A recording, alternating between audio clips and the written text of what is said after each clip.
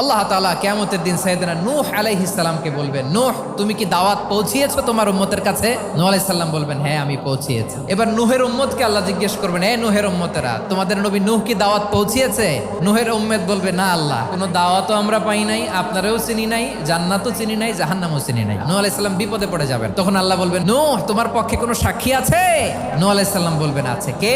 উম্মতে মুহাম্মাদি। তখন আমরা বলবো, আল্লাহর নবী নূহ আলাইহিস সালাম তিনি আপনি যা যা বলেছেন ঠিক তা তার উম্মতের কাছে পৌঁছে দিয়েছে। এবার নূহের উম্মতের সাথে আমাদের ঝগড়া লাগবে। তারা বলবে, তোমরা আসছো আমাদের হাজার হাজার বছর পরে, তোমরা কি করে জানলা? তোমাদের সাক্ষী ধর্তব্য হবে না? আমরা তখন বলবো, আমাদের কোরআনে তোমাদের নবীর নামে আল্লাহ তাআলা একটা সূরা নাজিল করেছেন, সূরাতে নূহ। দিন রাত এক করে তোমাদের কাছে তিনি দাওয়াত পৌঁছেছেন, সব আমরা জানি। আমরা যখন বলবো এই কথা, নূহের উম্মত চুপসে যাবে। তখন আমরা সত্য বলেছি কিনা এটা আল্লাহ তাআলা জানতে চাইবে বিশ্বনবীর কাছে। তখন বিশ্বনবী আমাদের পক্ষে সাক্ষী দিবেন। আওয়াজ করে বলেন আল্লাহু আকবার।